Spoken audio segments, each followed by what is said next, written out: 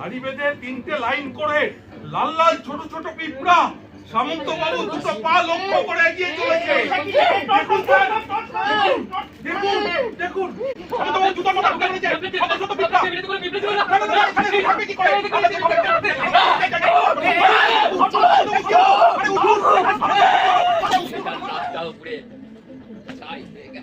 তারপর বাড়ি ফিরে আসা, পরের দিন ভোটের প্রচার শুরু করতে হবে। মাথাটা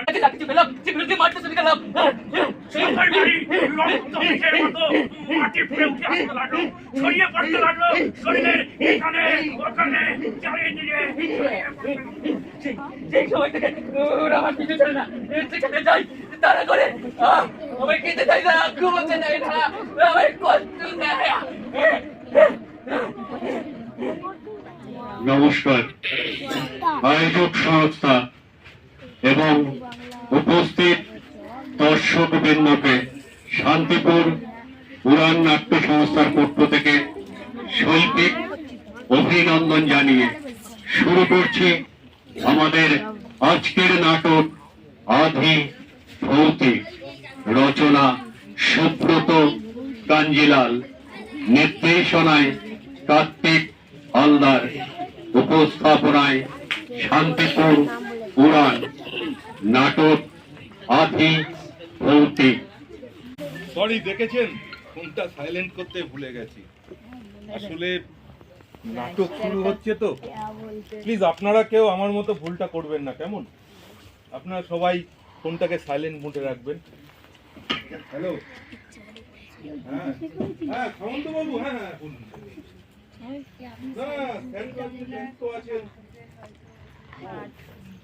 আচ্ছা আচ্ছা ঠিক আছে, ঠিক আছে, আমি কথা বলে আপনাকে। আচ্ছা আচ্ছা ঠিক আছে।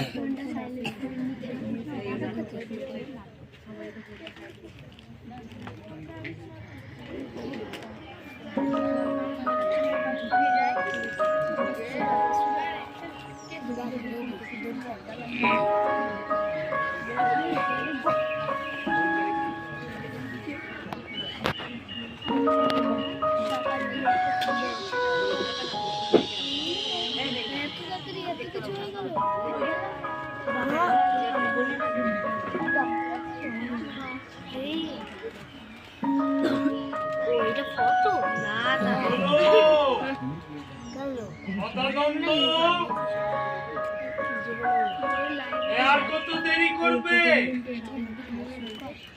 ট্রেনের টাইম হয়ে গেছে তো। এই ড্রাইভার কি গাড়িটা বের করেছে? এরপর বেরোলে তো ট্রেনটা মিস হয়ে যাবে। এই শোনো, তুমি আমার মালপত্রগুলো সব গাড়িতে তুলে দাও। আপনি রেডি হয়ে গেছেন স্যার? কথা না বাড়িয়ে মালপত্রগুলো সব গাড়িতে তোলো। একটা কথা ছিল স্যার।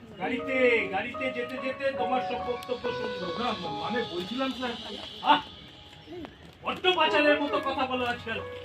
দেখো তো, দেখো ঘড়িটা, দেখো কটা বাজে দেখো। 8 ঘন্টার মধ্যে স্টেশনে পৌঁছতে না পারলে ট্রেনটা মিস হয়ে যাবে। না স্যার, একটা পেশেন্ট এসেছে। পেশেন্ট এসেছে, ভালো কথা। এই মানে আমি এখন পেশেন্ট দেখতে বসবো? তোমার মাথা ঠিক আছে তো? Emergency case sir. আমার ট্রেন ধরাটাও মোস্ট ইমার্জেন্সি।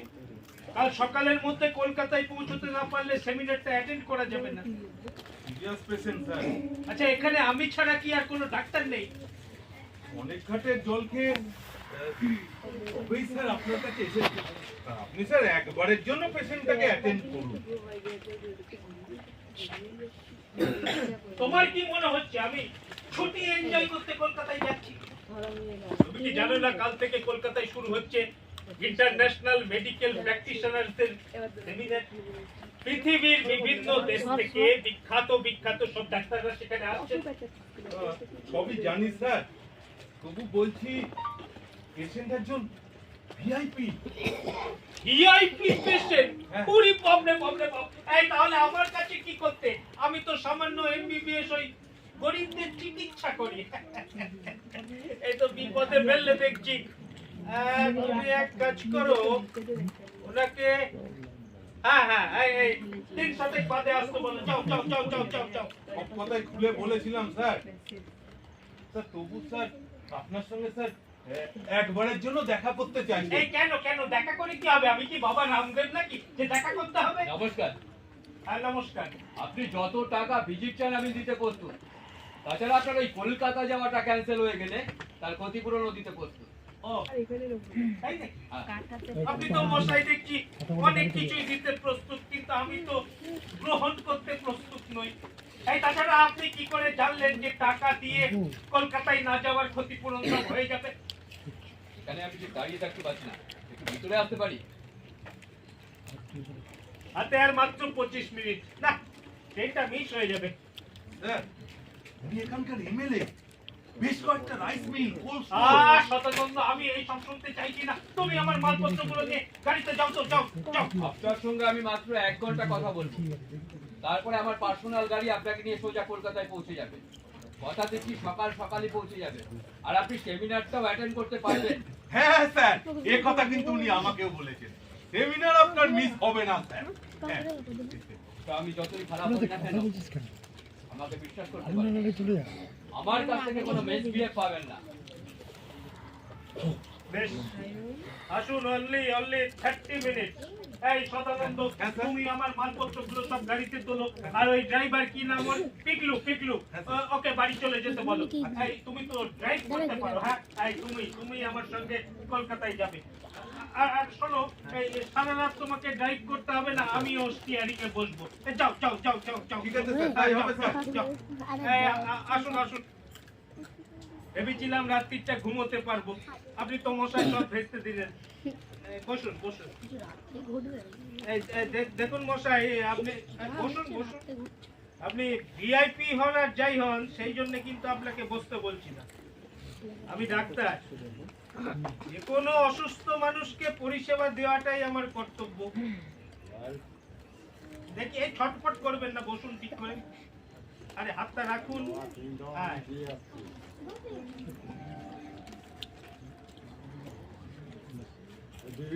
বসুন বসুন, স্থির হয়ে বসুন।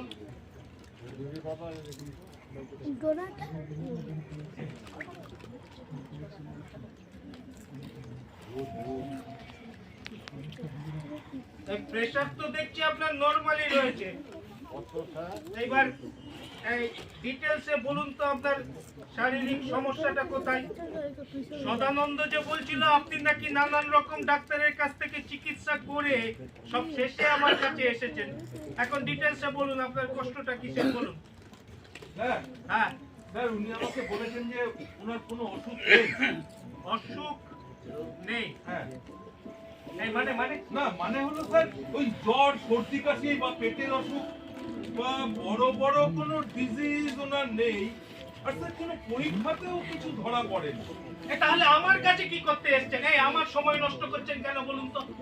আসলে আপনাকে যে আমি কিভাবে বলি, মানে তা থেকে শুরু করি আর কি, তাই যে আমার প্রবলেম জানি না, 1 বছর কি তার বেশি সময় ধরে ভীষণ কষ্ট পাই। কোথাও বসতে পারি না, শুতে পারি না, ঘুমোতে পর্যন্ত পারি না। আপনার কোন রকম অসুখ নেই, অথচ আপনি 1 বছরের বেশি সময় ধরে বিভিন্ন ডাক্তারের কাছে চিকিৎসা করাচ্ছেন। আজকে এইভাবে আমার ট্রেনটা মিস করালেন, কেন বলুন তো? আমি কি আপনার কোনো ক্ষতি করেছি? আরে না না না না, কি করতে যাবেন? তাহলে কেন আমাকে বাধ্য করলেন ট্রেনটা মিস করাতে? এই দেখুন মশাই, আমি আপনার মতোই রাজনীতি বুঝি না, আর বুঝতেও চাই না।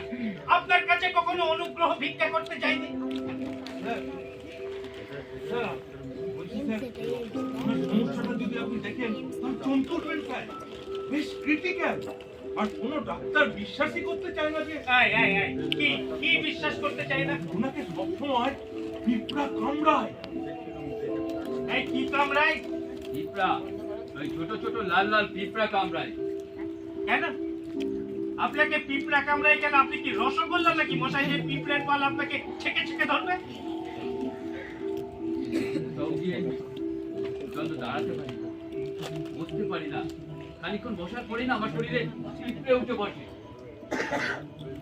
এক কাজ করুন, কাল সকালে বাজার থেকে নিম পাতা কিনে খাওয়া শুরু করুন। একই সঙ্গে নিম পাতার রস শরীরের বিভিন্ন অংশে মেখে নিন, তাহলে নিশ্চয়ই পিঁপড়ে কামড়াবে না। তারপরেও কামড়েছে। তারপরেও কামড়েছে মানে নিম পাতা খাওয়ার পরেও? ও ও ও এটা তাহলে আপনার মনের অসুখ, এই সাইকোলজিক্যাল প্রবলেম। এই শুনুন মশাই, কলকাতায় যান, ভালো কোনো নামকরা সাইকিয়াট্রিস্টকে দেখান, সুস্থ হয়ে যাবেন। আমার সময় নষ্ট করবেন না প্লিজ। এই সদানন্দ, এই ট্রেনটা তো মিস করলাম, চলো চলো এই গাড়িটা নিয়ে বেরিয়ে পড়া যায়। আর একটু বসুন ডাক্তারবাবু, আমি তো আপনাকে কথা দিয়েছি যে আমার পার্সোনাল গাড়ি আপনাকে নিয়ে কলকাতায় পৌঁছে যাবে। আপনি শুধু আমার অসুখটা সারিয়ে দিন। টাকার জন্য চিন্তা করবেন না, টাকার বৃষ্টি করতেও আমি প্রস্তুত। টাকার বৃষ্টিতে স্নান করবার কোনো বাসনা আমার নেই। তাছাড়া এই ধরনের কোনো রোগের ইতিহাস মেডিকেল সায়েন্সে নেই, ওটা আপনার মনের অসুখ, সাইকোলজিক্যাল প্রবলেম। এই কলকাতায় যান, নাম করা কোনো মনের ডাক্তার দেখান, সুস্থ হয়ে যাবেন। আমার সময় নষ্ট করবেন না প্লিজ প্লিজ প্লিজ। মনের ডাক্তার উনি দেখিয়েছেন, কোনো ফল হয়নি। আরে আমার চিকিৎসা তো কোনো ফল হবে না। একটা কথা তোমাদের আমি কিছুতেই বোঝাতে পারছি না, এই ধরনের কোনো রোগের ইতিহাস আমার অন্তত জানা নেই। মনে ডক্টর টিকে বসু আপনার কাছে আমায় পাঠালেন কেন? এই এই কোন টিকে বসো, কোন টিকে বসো? স্যার, আপনার মেডিকেল কলেজের শিক্ষক, যাকে আপনি মেডিকেল সায়েন্সের ঈশ্বর মনে করছেন। ও এই তাই নাকি? তাই নাকি সদানন্দ? তাই নাকি? হ্যাঁ, এই জানো তো সদানন্দ স্যার চিরকালই আমাকে খুব স্নেহ করেন। আমার উপর ওনার অগাধ বিশ্বাস, ওই জন্যই মনে হয় বলেছেন। কিন্তু মেডিকেল সায়েন্সের বাইরে কোন রকম অলৌকিক জাদুবিদ্যায় তো আমি বিশ্বাস করি না। আচ্ছা, এক কাজ করুন, ঈশ্বরে যদি আপনি বিশ্বাস করে থাকেন, তাহলে এই দেশে হাজার হাজার মন্দির আছে, গুরুজি বাবাজিদের সব আখড়া আছে। এই সেই সব জায়গায় চলে যান, আমার সময় নষ্ট করবেন না প্লিজ। এসব জায়গাতেও ঘোরা হয়ে গেছে। আরে কি মুশকিল, তাহলে আমি এই দেখুন, আমার মুখের দিকে তাকিয়ে কোনো লাভ হবে না। আপনার চিকিৎসা করা আমার সাধ্যের বাইরে, আপনি যান প্লিজ, যান যান যান যান যান। স্যার, হ্যাঁ, স্যার, আমি বলছি স্যার, কথাগুলো আপনি মন দিয়ে শুনুন। আপনি যদি ব্যাপারটা চাক্ষুষ করেন, তাহলে বুঝতে পারবেন। আপনি হয়তো বলে ফেলবেন মিরাকেল। মিরাকেল? হ্যাঁ, এই তুমি কি বলতে চাও বলো তো? না, সামন্ত বাবু যে কি সমস্যা, এবার সেটাই আপনাকে দেখানো হবে স্যার। এই কি ব্যাপার বলো তো সদানন্দ, ওনার ব্যাপারে তুমি এত সব জানছো কি করে? হ্যাঁ, সামন্ত বাবু আমাকে বলেছেন বলে আমি জানতে পেরেছি। ওই দেখুন স্যার, আপনার কথা নাই, ওই দেখুন, ওই দেখুন স্যার, ওই দেখুন, দেখুন স্যার, হাড়ি বেঁধে 3টে লাইন করে লাল লাল ছোট ছোট পিঁপড়া সামন্ত বাবু দুটো পা লক্ষ্য করে এগিয়ে চলেছে। দেখুন স্যার, দেখুন, দেখুন, সামন্ত বাবু জুতোর মধ্যে ঢুকে পড়েছে শত শত পিঁপড়া। না, না, না, এখানে থাকবে কি করে? আপনাদের ভাবে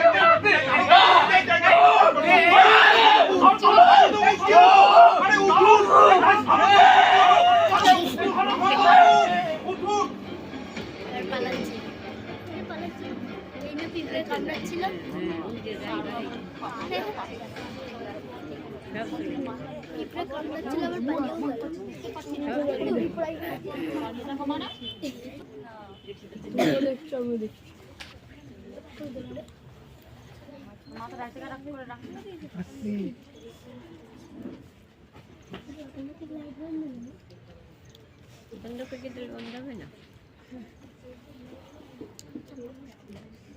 এবার বুঝলেন তো স্যার, কি ভয়ঙ্কর যন্ত্রণা নিয়ে সামন্ত বাবু কয়েকটা বছর ধরে কষ্ট পাচ্ছেন।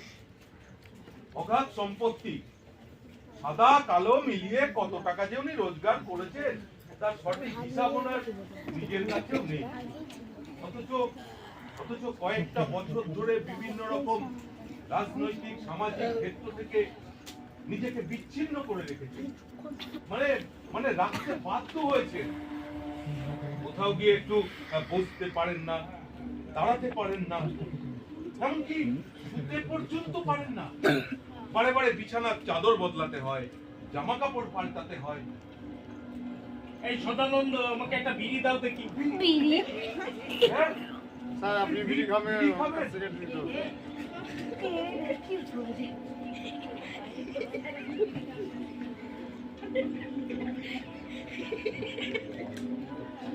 লাইটার দিতে হবে, লাইটার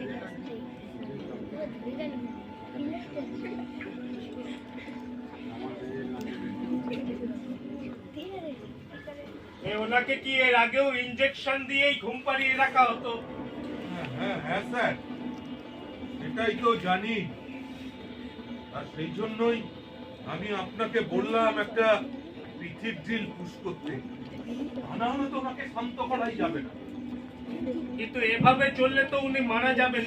হ্যাঁ, ডাক্তারবাবুরা তো সেটাই মনে করেন। এছাড়া তো কোনো উপায়ও আমি দেখতে পাচ্ছি না। নানা রকমের টোটকা চিকিৎসা এর আগে হয়েছে, যেমন সারা গায়ে কেরোসিন তেল মেখে ঘুমোতে যেতে। একবার তো এক সাধু বাবা বললেন কাঁটা দিয়ে কাঁটা খুঁজতে হবে। সাধু বাবার কথা মতো সারা গায়ে ঝোলা গুড় মেখে ঘুমোতে যেতে। যে ব্যবস্থা চিরস্থায়ী হলো না, অর্থাৎ পিপিলিকার দলকে বিভ্রান্ত করা গেল না। কটা দিন যেতে না যেতেই তারা আবার ঝাঁকিয়ে ঝাঁকিয়ে এসে উপস্থিত হলো। বিছানায় শুতে গেলে বিছানার চাদর লাল পিপিলিকার রঙে রাঙিয়ে যেত, পরনের জামা কাপড়ে থক থক লাল লাল পিপিলিকা বাসা বাঁধত। আরো যে কত কাণ্ড ঘটে গেছে। প্রথমে আমি দেখে ভেবেছিলাম সাইকোলজিক্যাল প্রবলেম, কিন্তু নিজের চোখে ওই লাল লাল পিঁপড়ের মিছিল দেখে এখন তো মনে হচ্ছে আরো বড় ভয়ঙ্কর ভবিষ্যৎ অপেক্ষা করে আছে। হ্যাঁ, এই সমস্ত দেখে শুনেই অনেক ডাক্তারবাবু মনে করেন এই সামন্তবাবুর মৃত্যু নাকি লাল পিপিলিকার মিছিলের হাতেই। এখন তো আমারও তাই মনে হচ্ছে। কি বিভৎস পরিণতি বলতো। স্যার, হ্যাঁ স্যার, আমার একটা কথা শুনবেন স্যার? বলো বলো। এই লোকটা ব্যক্তিগত জীবনে যত খারাপ কাজই করে থাকুক না কেন, তবু তো স্যার মানুষ। এই লোকটা যে রাজনৈতিক দলের নেতা, সেই দলটা কোনো সৎ ভদ্র লোকদের নিয়ে তৈরি হয়নি। হ্যাঁ, এ যাই হোক না কেন স্যার, আপনি তো স্যার ডাক্তার, আর কুখ্যাত ক্রিমিনাল যখন অসুস্থ হয়ে পড়ে তার চিকিৎসা করবার দায়িত্ব তো স্যার আপনারই। তাছাড়া স্যার আরেকটা কথা আছে, আগামীকাল আপনি যে সম্মেলনে যাবার কথা ভেবেছেন বা প্রস্তুত হয়ে উঠেছেন, সেই ডাক্তারদের সম্মেলনে পৃথিবীর বিভিন্ন দেশ থেকে আসা ডাক্তার বাবুরা তাদের ডাক্তারি বিদ্যার বিভিন্ন দিক নিয়ে আলোচনা করবেন, হয়তোবা নতুন দিশাও দেখাবেন। স্যার, আমি বলছি স্যার, এই আশ্চর্য লোকটা ও তার রোগ নিয়ে আপনি গবেষণা শুরু করুন, আপনার সামনে সেই সুযোগ অপেক্ষা করছে। আর এই লোকটাকে যদি আবার সুস্থ করে সামাজিক জীবনে ফিরিয়ে দিতে পারেন। তুমি তুমি ঠিক কথাই বলেছো সদানন্দ। এই ধরনের চ্যালেঞ্জিং সুযোগ তো খুব বেশি আসে না। তবে আমি একটা অন্য কথা ভাবছি। কি কথা স্যার? কিছুতেই বুঝে উঠতে পারছি না কি করে এই লাল পিঁপড়ের রহস্য ভেদ করা যায়, মানে কোথা থেকে শুরু করা যায়। চিকিৎসা শাস্ত্রে এই ধরনের সমস্যার সমাধান কি আদৌ সম্ভব? স্যার, আপনার মুখে আমি একটা রোগীর কথা শুনেছি, ডাক্তারি জীবনের শুরুতে আপনি তার চিকিৎসা করেছিলেন। তুমি কার কথা বলছো বলো তো? ওই লোকটা আমাদের এই সামন্ত বাবুর মতোই বেশ প্রভাবশালী মানুষ ছিলেন। তার শরীরের চামড়া গন্ডারের চামড়ার মতো হয়ে যাচ্ছিল, ইঞ্জেকশন পুশ করতে গেলে নিডিল ভেঙে যাচ্ছিল। হ্যাঁ, মনে পড়েছে। হ্যাঁ, এই বাহ সদানন্দ, বাহ। তোমার তো দেখছি সব কথাই বেশ মনে থাকে। বাহ। কিন্তু সদানন্দ, সেই লোকটাকে তো আমি সুস্থ করতে পারিনি। আপনারা তিনি নিজেই সুস্থ হতে চাননি। হ্যাঁ, তবে স্যার, এই লোকটা চিকিৎসা করতে গিয়ে আপনি যে মেথড বেছে নিয়েছিলেন, মানে এই একই পদ্ধতি যদি এখানেও, মানে আমি বলতে চাইছি স্যার, সেদিন একটা মানুষের গন্ডারের রূপান্তরিত হবার রহস্যকে আপনি যেভাবে হেড করেছিলেন, ঠিক একইভাবে যদি এবারেও That's right. সেই মজা এলো That's right, that's right, that's right. Sadananda, তোমাকে অসংখ্য ধন্যবাদ, অসংখ্য ধন্যবাদ। তাহলে তো এই লোকটার জীবনের ইতিহাস আমাকে জানতে হবে। একজন গোয়েন্দা যেমন অপরাধীকে কাল্টিভেট করে অপরাধের উৎস সন্ধান করে, ঠিক সেই একইভাবে আমাকে এগোতে হবে কি সদানন্দ, তাই তো? হ্যাঁ স্যার, তাহলে আমাদেরকে সেই চেষ্টাই করতে হবে।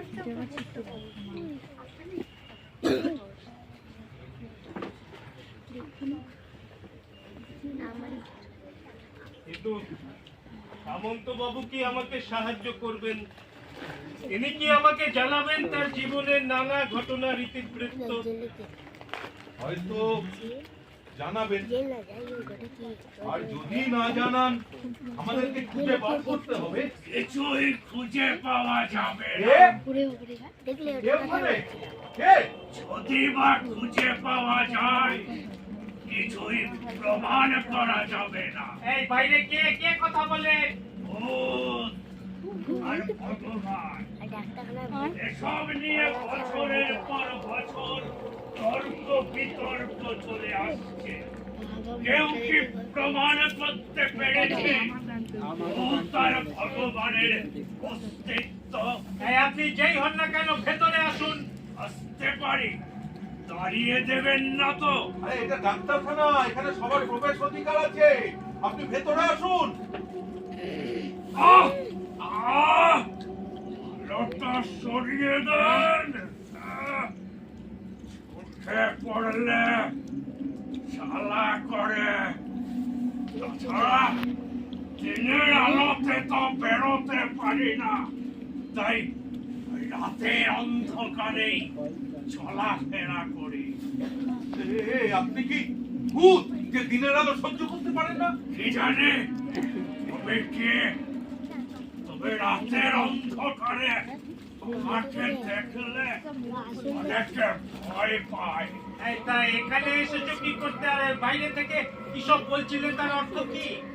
আপনার শরীরে কি কোনো সমস্যা আছে? রোগ ব্যাধিতে কষ্ট পাচ্ছেন? সে তো অনেক কাল ধরে পাচ্ছি। বেশ কয়েক বছর আগে আমাদের বাড়িতে আগুন লেগেছিল, তো এই আগুন নেভাতে গিয়ে আমার শরীরের অনেকটা অংশ ঝলসে গিয়েছিল। তখন চিকিৎসা করাওনি কেন? তাই এতদিন পরে কি মতলব নিয়ে এসেছেন? আগুন তো লেগেছিল আমাদের গ্রামের আরো অনেকগুলো বাড়িতে। বলা যায় অনেকে সেদিন জ্যান্ত পুড়ে মরেছিল। আপনি কোন গ্রামের কথা বলছেন? আচ্ছা, সেই মন্ডল সম্প্রদায়ের পাশে যে মুসলিম সম্প্রদায়। ঠিক ধরেছেন, গ্রামের জ্যান্ত মানুষেরা, মানে যারা সেদিন ওই বেঁচে গেছিল, তারা তো সবাই এদিক ওদিক পালিয়ে বেঁচেছে। ওটা এখন শ্মশানের মতো। সে তো 5-6 বছর আগের কথা। তা আপনি এখন এই সময় এত রাতে কি মনে করেন? জ্বালা যন্ত্রণা সবকিছু সহ্য করতে করতে একটা সময় আসে যখন আর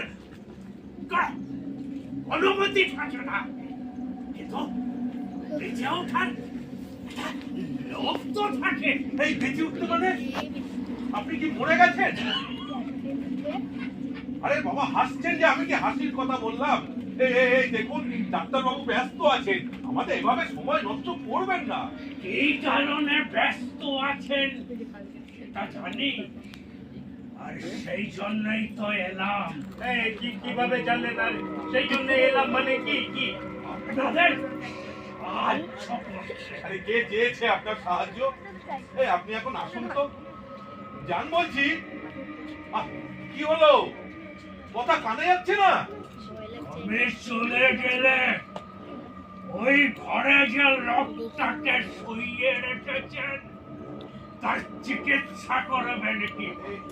আপনি যাবেন নাকি অন্য ব্যবস্থা দিতে হবে? হ্যাঁ, আপনারা নাম করা লোক, আজকের এই সমাজের মাথা অনেক কিছুই করতে পারে। দেখো, আমি কিন্তু আপনাদের সাহায্য করবার জন্যই আবির্ভূত হয়েছি। আমার কথা শুনুন, আসলে লাভ হবে আপনাদের। এই সত্যি করে বলুন তো কি চান আপনি? ওই লোকটার লাল পিঁপড়ের রহস্যের উদ্ঘাটন করতে। আশ্চর্য, ওই লোকটাকে আপনি চেনেন? আরে বাবা, এই অঞ্চলের সবাই তাকে চেনে। আচ্ছা, সবার চেনার সঙ্গে আপনার চেনার কোনো পার্থক্য আছে কি? এতক্ষণ কথা বলে তাহলে কি বুঝলেন? আপনারা যে লাল পিঁপড়ের রহস্য নিয়ে সবাই চলে ভাসছেন, সেটা বুঝতে পারছি। স্যার, স্যার, আমি কিছুতেই বুঝতে পারছি না কয়েক ঘন্টার মধ্যে আমাদের ডিসপেন্সারির খবর বাইরে কিভাবে চলে গেল। তাই তো যদি বলি ওই লোকটাকে যেভাবে লাল পিঁপড়ের মিছিল সকাল সন্ধ্যে তাড়া করে বেড়াচ্ছে, ঠিক সেইভাবে ওই লোকটার সকাল সন্ধ্যের গতিবিধি চারিদিকে প্রচার হয়ে যাচ্ছে। বামন, আমাকে রাখবেন, তাড়িয়ে দেবেন। আচ্ছা, বেশ বেশ বেশ, আপনি যদি আমাদের সাহায্য করতে এসে থাকেন তাহলে বলুন ওই লোকটার সম্বন্ধে আপনি কি কি জানেন? ওই যে বললাম, লাল পিঁপড়ের রহস্য জানে। তাহলে বলুন ওই লোকটাকে লাল পিঁপড়ে তারা করে কেন? একটা শর্ত আছে। আবার শর্ত কিসে? আরে বাবা, এই বিশ্ব ব্রহ্মাণ্ডে সব কিছু স্বার্থের নিয়মে চলছে। ওই নিঃস্বার্থ কথাটা একেবারেই বাজে। আচ্ছা, ঠিক আছে, বলুন কি শর্ত আপনার, বলুন। ওই লোকটাকে লাল পিঁপড়ের হাত থেকে বাঁচিয়ে দেওয়ার আগে আবার মেয়েটাকে জ্বালা যন্ত্রণার মুক্ত করে দিলাম। আপনার মেয়ে কি হয়েছে তার? এবার সত্যি করে বলুন তো, কে আপনি? কোথা থেকে এসেছেন? কেন এসেছেন? আর ওই ঘরে যে লোকটা শুয়ে আছে তার সঙ্গে আপনার কি সম্পর্ক? আর আপনার মেয়ে কোথায়, কি হয়েছে তার? বলবো, নিশ্চয়ই বলবো। আর বলবার জন্যই তো এখানে এসেছি। তার আগে একটা কাজ করুন। ওই গোয়েন্দারা যেমন অপরাধীদের মুখোমুখি বসিয়ে জেরা করে, সেই রকম ব্যবস্থা। এই, আপনি ভুল করছেন। আমি গোয়েন্দা নই, ডাক্তার। এই তো কিছুক্ষণ আগে আপনি তো বললেন ডাক্তারকেও রোগের কারণ বুঝতে গেলে, জানতে গেলে গোয়েন্দা হতে হয়। আমাদের চারিদিকে মারাত্মক সব ভাইরাস ব্যাকটেরিয়া কিলবিল করছে। সুযোগ পেলেই আমার আপনার প্রত্যেকের শরীরে ঢুকে পড়ছে। মানুষের মতো জীবজন্তুর শরীরে ছাড়া ওই সমস্ত ভাইরাস ব্যাকটেরিয়া আপনি এত সব জানলেন কি করে? আপনাকে দেখে তো মনে হচ্ছে অশিক্ষিত।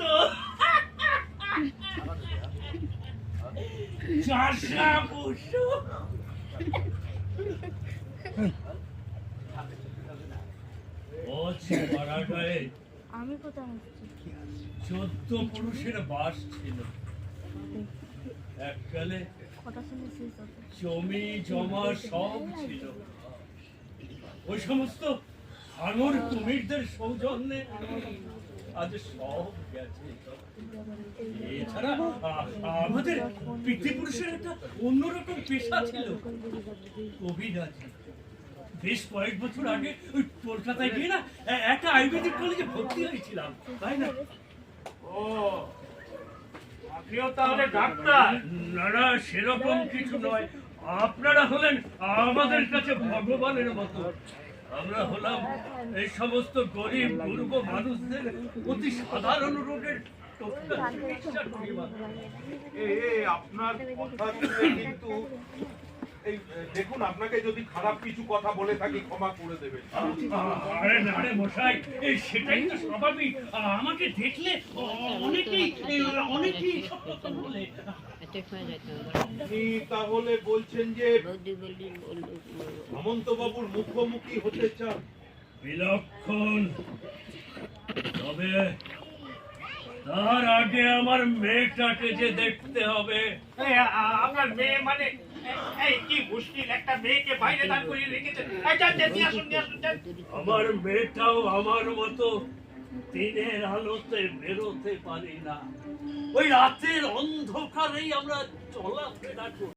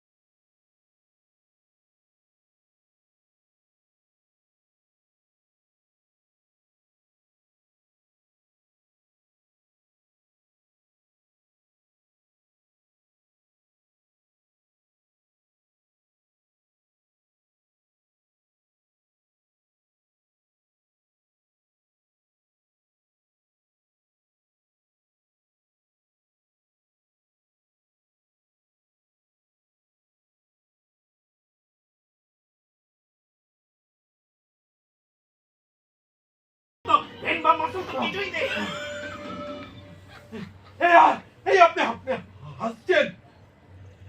এখানেও ওই লাল পিঁপড়ের রহস্য ঘনীভূত হয়ে আছে। এই দেখুন দেখুন, নাটকবাজি না করে খোলাখুলি বলুন তো। খোলাখুলি তো বলবার চেষ্টা করছি। আমার এই মেয়েটাকেও ঝাঁকে লাল পিঁপড়ে আক্রমণ করেছে। কেন কেন কি করেছিল? একটা লোকের কথায় বুদ্ধি হারিয়ে ফেলেছিল। একটা দুষ্ট লোককে ভালো লোক ভেবে সম্পর্কে জড়িয়েছিল। শরীর মন সব দিয়ে তাকে বিশ্বাস। এই নাটকের ডায়লগ বন্ধ করুন তো, নাটকের ডায়লগ বন্ধ করুন। এই ধরনের চেনা সংলাপ, চেনা ডায়লগ দিয়ে ডাক্তারদের কোনো কাজ হয় না। আমি জানতে চাইছি এই মেয়েটাকে লাল পিঁপড়ে আক্রমণ করলো কেন, সেটা বলুন। আর এই হেমন্ত বাবুর ঘটনার সঙ্গে আপনার মেয়ের ঘটনার সম্পর্কটা কি? সত্যি কথা বললে বিশ্বাস করবেন কি? আপনারা তো লজিক খুঁজবেন, রাজনীতি খুঁজবেন, নানান রকম বিতর্কের ঝড় তুলবেন। ফালতু কথা ছাড়ুন তো, ফালতু কথা ছাড়ুন। আমি যা জানতে চাই সেটা বলুন। এই মেয়েটা কথা বলতে পারে, কানে শুনতে পাই, এই খাওয়া দাওয়া করে কিছু? কি হলো, চুপ করে আছেন কেন? ডাক্তার বাবু যেটা জানতে চাইছে বলছেন না কেন? আর আপনার মেয়ের এই অবস্থা ঠিক কবে থেকে হয়েছে? আপনারা আমাদের গ্রামের অগ্নিকাণ্ডের কথা সকলেই জানেন। পুলিশ না কেন? কিন্তু যেটা জানেন না সেটা হচ্ছে ওই অগ্নিকাণ্ডের কারণটাকে। এই দেখুন, এই সমস্ত ঘটনা আজকাল যখন তখন যত্র তত্র ঘটছে, আর এই সমস্ত ঘটনার একটাই কারণ হচ্ছে রাজনীতি আর ভোট নীতি। ক্ষমতা দখল করো, করে লুটপাট করো। এই শুনুন, আমাদের এইসব জানবার কোনো দরকার নেই। নিশ্চয়ই জানবার দরকার নেই।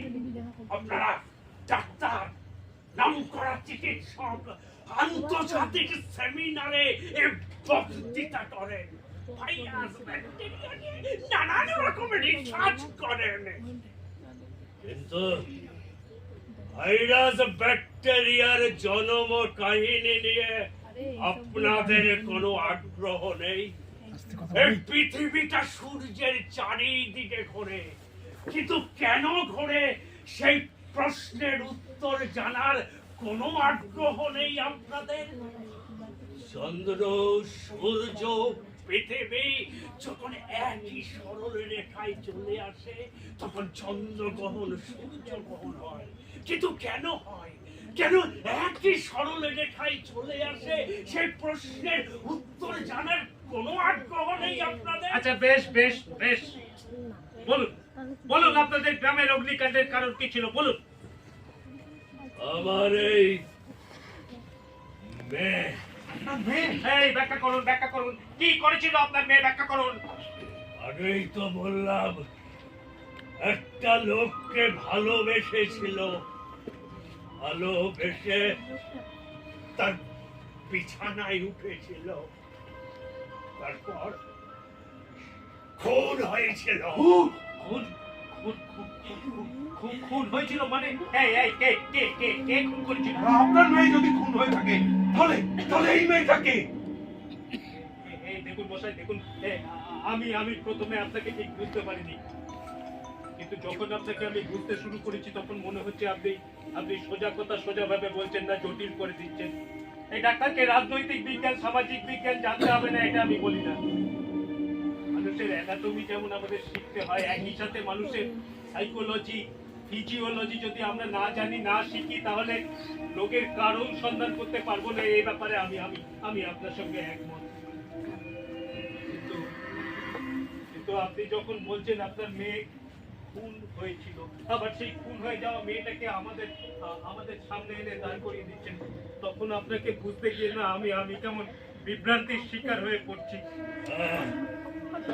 আমি মানছি সে কথা, সেটাই স্বাভাবিক, কিন্তু আমি কি করব বলুন তো? আজকের এই সমাজ গঠনের মধ্যে নানান রকম জটিল নাটকীয়তা রন্ধে রন্ধে ঢুকে পড়েছে। এই দেখুন, রাত প্রায় শেষের দিকে। আজকে সন্ধ্যের গাড়িতে ডাক্তারবাবুর কলকাতায় যাবার কথা ছিল, সেটা ভেস্তে গেছে। তারপর আমরা ঠিক করলাম ডাক্তারবাবু মোটর গাড়ি নিয়ে বেরিয়ে পড়বো। এখন তো দেখছি স্যার সেটাও ভেস্তে যেতে বসেছে। না না না না না সদানন্দ, না, এই লাল লাল পিঁপড়ের রহস্য ভেদ না করে আমি তো চেম্বার থেকে বেরোতে পারবো না। স্যার আমার কথা শুনুন স্যার। স্যার এই লোকটা পুরো জাল স্যার, ফালতু লোক স্যার, মাঝরাতে ঢুকে পড়েছে আমাদের সময় নষ্ট করতে। স্যার আপনি আমার কথা শুনুন, আমার সঙ্গে চলুন স্যার, এখনো সময় আছে, কাল বিকেলের মধ্যে পৌঁছে যেতে পারবো। আপনার সেমিনারটা তো অ্যাটেন্ড করা দরকার। সেমিনার অ্যাটেন্ড করার থেকেও আজ সন্ধ্যেবেলা যে নাটকটা আমার চেম্বারে শুরু হয়েছে তার অন্তিম দৃশ্য আমাকে দেখতেই হবে। এই মশাই, আপনি বলুন বলুন, আপনার মেয়ের এই অবস্থা হলো কি করে বলুন। তাহলে তো ওই লোকটাকে ডাকতে হয়। ওই লোকটাকে ডাকা যাবে না, ইঞ্জেকশন দিয়ে ঘুম পাড়িয়ে। এই সদানন্দ বাবু, আপনি উঠে এলেন কেন?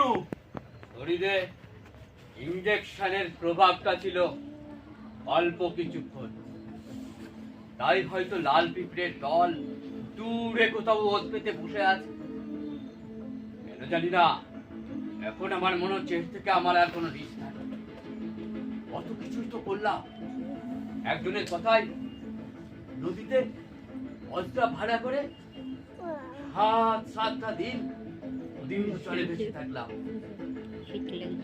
8 দিনের মাথায় দেখি লাল পিঁপড়ের জাল বলে তলে আমার বস্তায় এসে একটু বললো, আরে সন্দেহ পড়ে যাবেন, আপনি বসুন।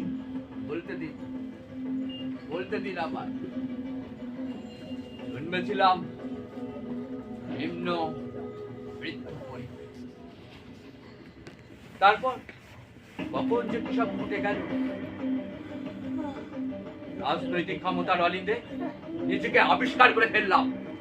মনে হতে লাগলো এই চারিদিকে ভোগ করবার জন্য যা কিছু সম্পদ রয়েছে সেগুলি আমার চাই। আমার হাতের রং উজ্জ্বল হয়ে উঠলো, মুখের 32টি দাঁত অংশ বেরিয়ে আসতে লাগলো, বাঘের মতো ঝাঁপিয়ে পড়লাম, শুরু করে দিলাম লুটপাট। সামনে কোনো প্রতিদ্বন্দ্বী ছিল না। তখন থেকেই শুরু করে দিয়েছিলাম লাল পিঁপড়েগুলোকে পায়ের তলায়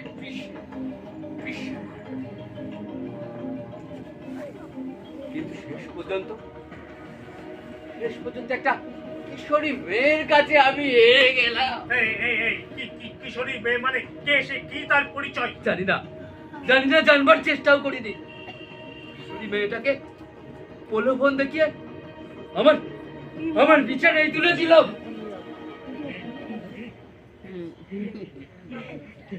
তারপর ওর রক্ত মাংস পর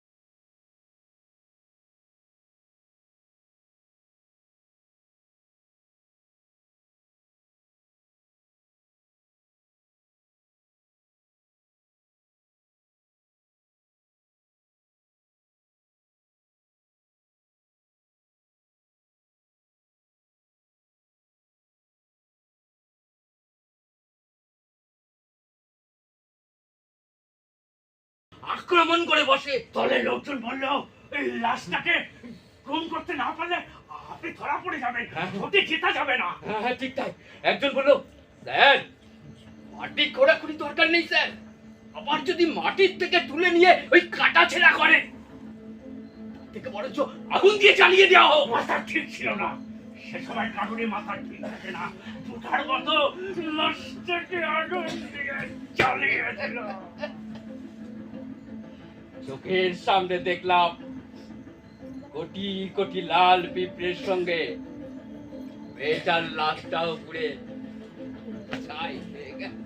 তারপর বাড়ি ফিরে আসা, পরের দিন ভোটের প্রচার শুরু করতে হবে, মাথাটা ঠান্ডা রাখা দরকার, মিটিংয়ের পর মিটিং ভাষণ দিতে হবে, ইলেকশন মেশিনারি ঠিক করতে হবে।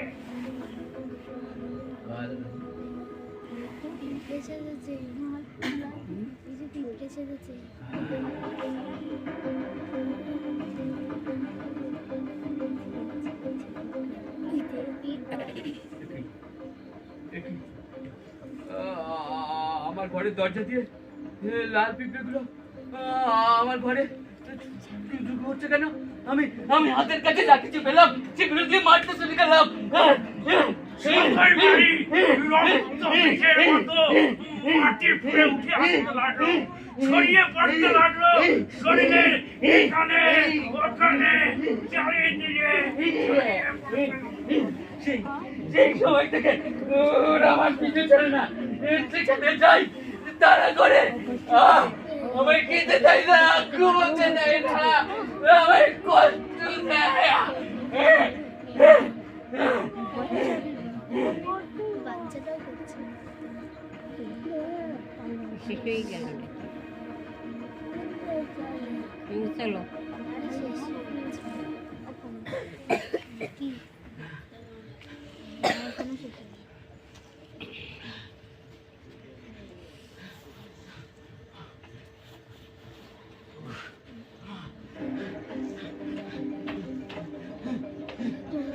এই হয় আসলে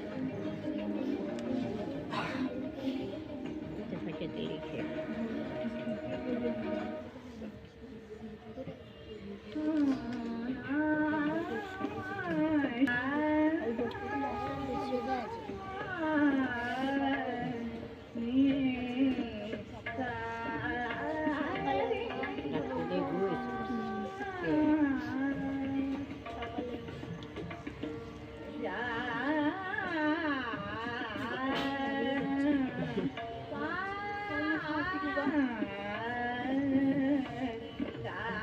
স্যার বেগম ঘরে স্যার স্যার ফোন দেখলে সাধারণত আসলে একটা নাটক পড়তে পড়তে না চোখটা লেগে গেছিল।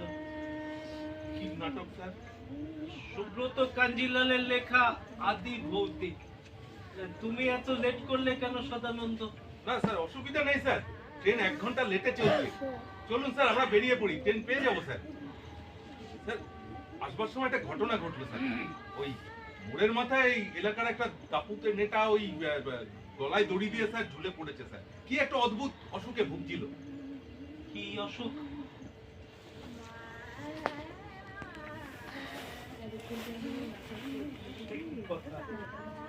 আমি যা যা পড়লাম স্বপ্নে,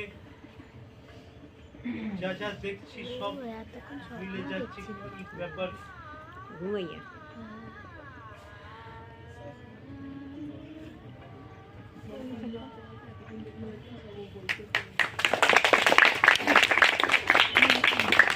ধন্যবাদ শান্তি বড়ুয়া।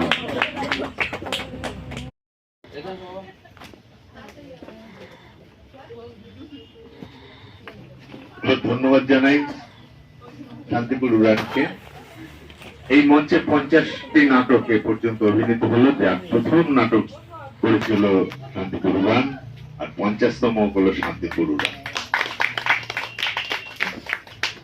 আসলে আরেকটা তথ্য আছে, সে হচ্ছে এই মঞ্চে সব থেকে বেশিবার অভিনয় করেছে শান্তিপুর উড়ান। 4টে নাটক তারা এখানে করেছে। আসলে অকখর কোন অনুষ্ঠানে শান্তিপুর উড়ান থাকবে না, এটাও যেরকম কষ্টের হয়, আবার শান্তিপুর উড়ানের অনুষ্ঠানে অকখর থাকবে না, এটাও বোধহয় কষ্টের হয়। যাই হোক, এই সম্পর্কটাই অটুট থাকুক, ভালো থাকুক। থিয়েটারে এই সম্পর্ক ভাঙান নয়। রাত অনেক হয়েছে, আজকের সন্ধ্যাটা স্মরণীয় করে রাখবো। তার আগে আমরা শিল্পীদের সঙ্গে একটু পরিচিত হই। গৌরী হালদার, আর্য হালদার, সৌরভ তালুকদার, সুমিতাভ রায়, সঞ্জিত মল্লিক, সুদীপ্ত দত্ত, রাকেশ মহাজন, আমি কার্তিক হালদার। আজকের সন্ধ্যাটা স্মরণীয় হয়ে থাক। একটা ছোট স্মারক তুলে দিই কার্তিক হালদার তার হাতে। হালিশহর অকখর সদস্য অর্পণ ভট্টাচার্য স্মারকটি নিয়ে আসছে, আর তাপস্বী মিত্র অকখর সবথেকে পুরনো সদস্য তুলে দিচ্ছে কার্তিকদের হাতে। কার্তিক।